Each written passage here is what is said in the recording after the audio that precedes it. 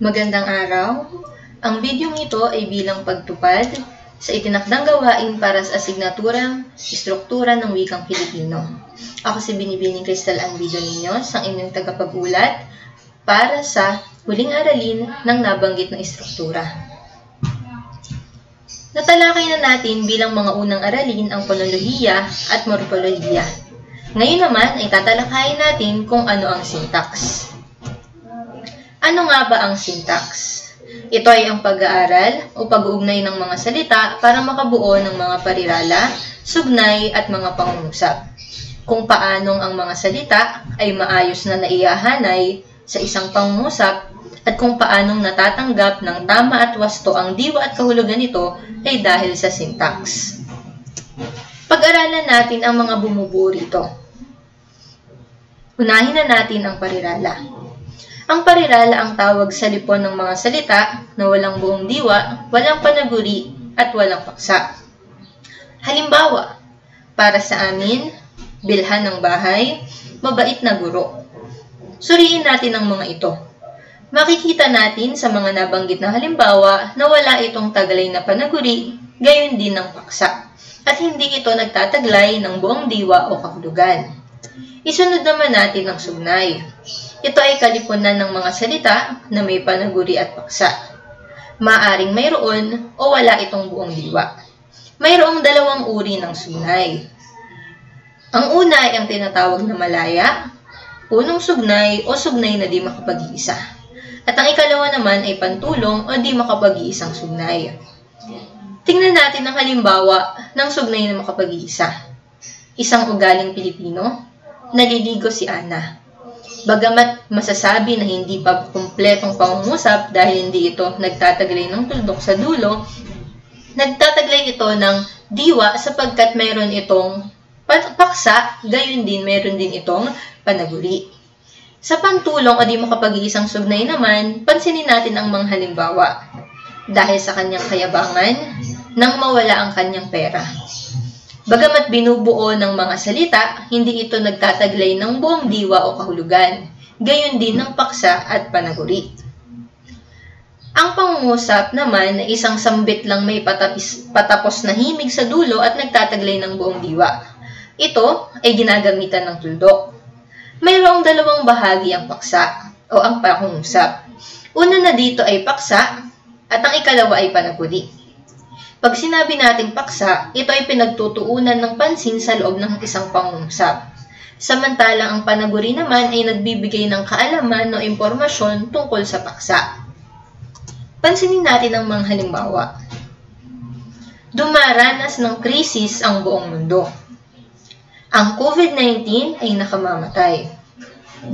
Tukuyin natin ang paksa at panaguri.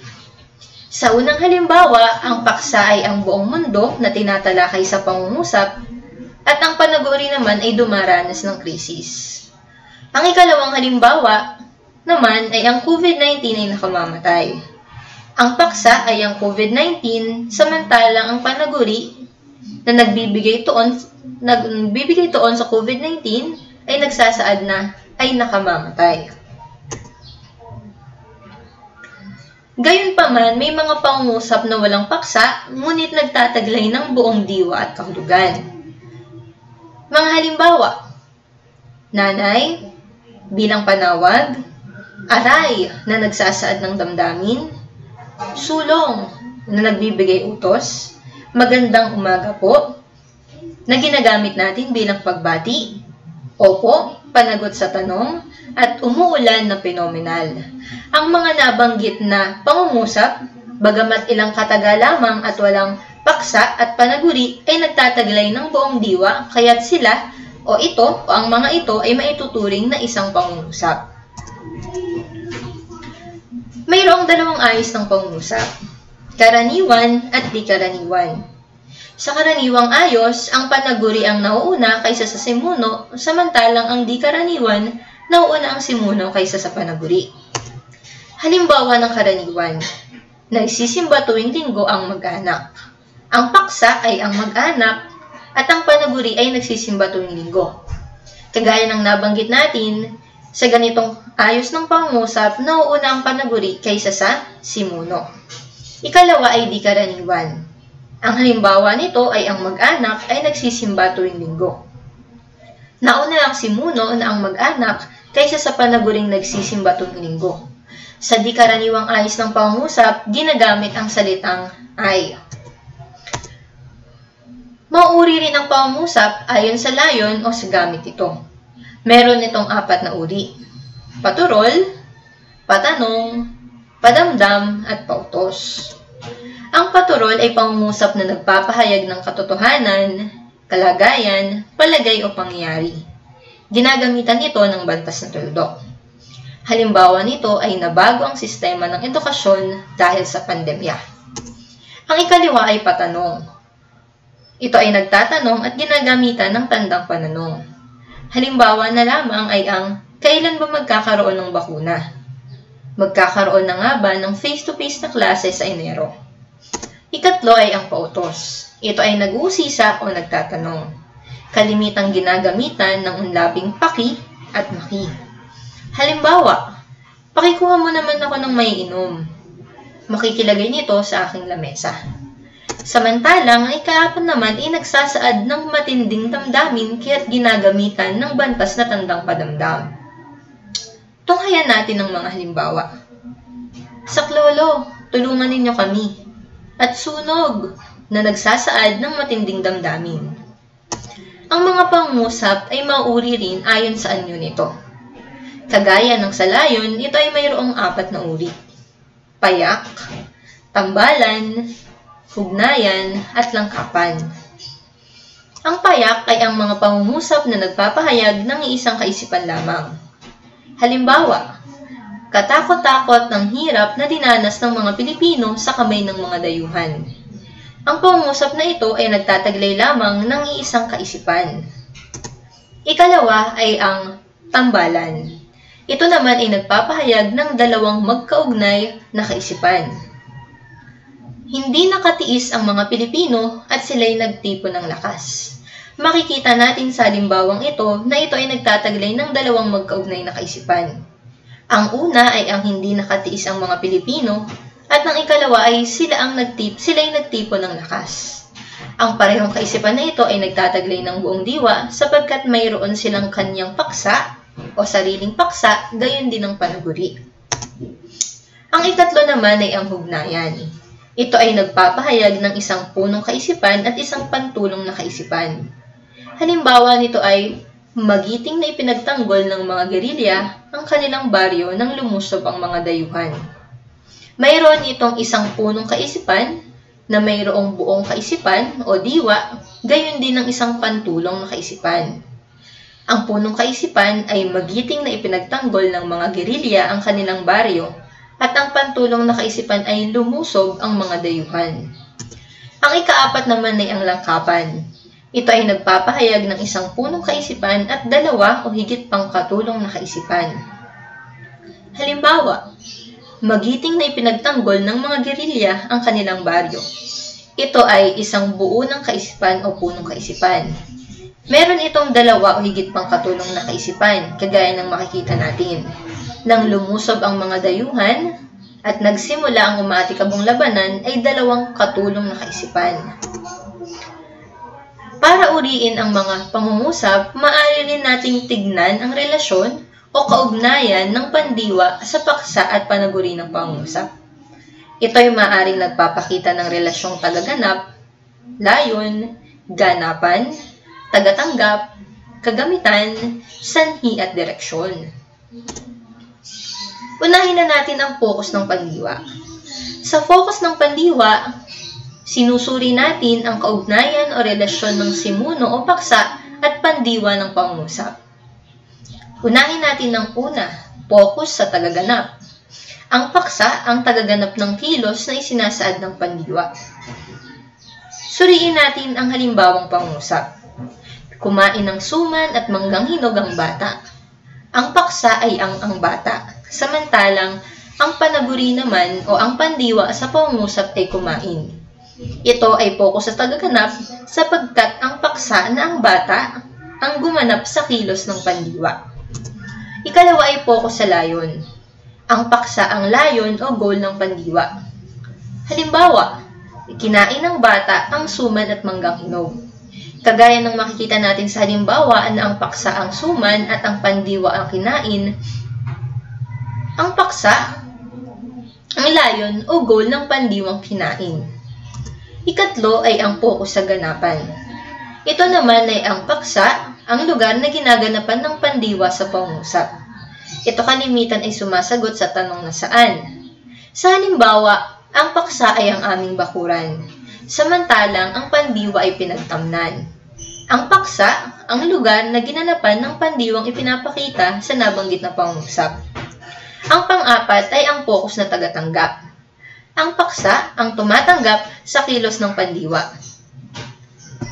Halimbawa, ibinili ko ng bagong libro si Angelo.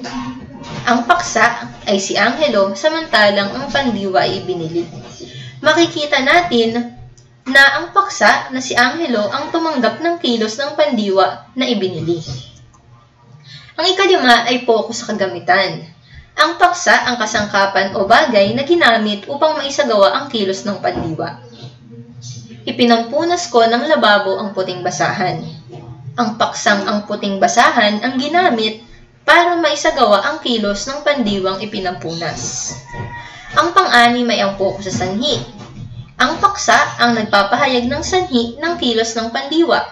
Halimbawa, ipinagkasakit niya ang pagpapatuyo ng pawis sa likod. Ang paksa ay ang pagpapatuyo ng pawis, samantalang ang pandiwa sa pangungusap na ito ay pinagpakasakit. Makikita natin na ang paksa ang sanhi ng kilos ng pandiwa. Ang ikapito naman ay focus sa direksyon. Ang paksa ang nagsasaad ng direksyon ng kilos ng pandiwa. Halimbawa, sinulatan niya ang kanyang mga magulang. Ang paksa ay ang kanyang mga magulang, samantalang ang pandiwa ay sinulatan. Ito ay focus sa direksyon sapagkat ang pandiwa ang nagsasaad ng direksyon ay nagpapakita ng direksyon ng kung saan na isinasaad ng paksa. Kaganapan ng pandiwa. Kung ang focus ng pandiwa, sinusuri natin ang relasyon ng paksa sa pandiwa, sa kaganapan ng pandiwa, ang sinusuri naman natin ay ang relasyon ng panaguri at ng pandiwa. Una na ay ang kaganapang tagatanggap. Ang bahagi ng panaguri ang gumaganap sa kilos na isinasaad ng pandiwa. Kagaya ng nabanggit, sa kaganapan ng pandiwa, ang titignan naman natin ay ang panaguri at ang pandiwa. Ang pandiwa ay bahagi ng panaguri. So, tignan natin ang unang halimbawa. Ikinalungkot ng mga Pilipino ang pagkatalo ni Manny Pacquiao. Ang panaguri ay ikinalungkot ng mga Pilipino at bahagi nito ang pandiwang ikinalungkot. Kaganapang tagatanggap, ito dahil makikita natin na bahagi rin ng panaguri o bahagi ng panaguri ang gumanap ng pandiwang ikinalungkot. Pangalawa ay ang kaganapang layon. Ang bahagi ng panaguri ang nagsasaad ng bagay na tinutukoy o ipinahayag ng pandiwa. Ako ay bibili ng bagong laptop sa SM Mega Mall. Makikita natin na bahagi ng panaguri ay nagsasaad ng bagay na tinutukoy o ipinapahayag ng pandiwang bibili. Ikatlo ay ang kaganapang ganapan. Ang bahagi ng panaguri ang nagsasaad ng lugar o pook na pinagganapan ng kilos ng pandiwa. Sa UMAC idinaos ang pambansang seminar ng PSLF. So makikita natin sa bahagi ng panaguri na dito ginanap ang pandiwang idinaos. Pang-apat naman ay ang kaganapang tagatanggap. Ang bahagi ng panaguri ang nagpapahayag kung sino ang makikinabang sa kilos na isinasaad ng pandiwa. Nagbigay ng donasyon ang Pamilya Santos para sa mga sinalanta ng Bagyong Rolly. Makikita natin ang mga bahagi ng pangungusap na siyang nagsasaad o nagpapakita ng panaguri nito. At makikita rin natin ang pandiwang nagbigay bilang bahagi ng panaguri at makikita natin kung sino ang makikinabang sa kilos na ito. So makikita natin na ang makikinabang na bahagi ng pangungusap ay para sa mga sinalanta ng Bagyong Rolly. Ikalima ay ang kaganapang kagamitan. Ang bahagi ng panaguri ang nagsasaad kung anong bagay o kagamitan ng ginagamit upang maisagawa ang kilos na ipinahayag ng pandiwa. Halimbawa, iginuhit niya ang larawan ni Mona Lisa sa pamamagitan ng Crayola. Makikita natin ang mga may salungguhit na bahagi na siyang nagpapakita ng panaguri ng pangungusap. At makikita rin natin ang pandiwang iginuhit. Isinasaad ng bahagi ng panaguri na ginawa ito sa pamamagitan ng Crayola. Ang ika-6 naman ay ang kaganapang sanhi. Ito ay bahagi ng panaguri na nagsasaad ng dahilan ng pagkakaganap ng kilos na isinasaad ng pandiwa. Nagtagumpay siya sa buhay dahil sa kanyang kasipagan. Sa bahagi ng panaguri, makikita natin na ito o kasama dito, bahagi ito ng pandiwa nagpapakita ng sanhing nagtagumpay. Ang ika-7 ay ang kagamitang direksyonal. Ang bahagi ng pandiwa ang nagsasaad ng direksyong isinasaad ng kilos na ipinahayag ng pandiwa. Namasyal sila sa luneta buong maghapon. Ang mga may salungguhit ang bahagi ng pangungusap na nagsasaad ng panaguri. Makikita natin na ang pandiwang namasyal at makikita natin ang direksyong isinasaad nito na sa luneta buong maghapon. At ito ang unang bahagi para sa ating araling syntax. Sa susunod na aralin, tatalakayin ang pagpapalawak ng pangungusap bilang bahagi rin ito. Salamat sa inyong pakikinig.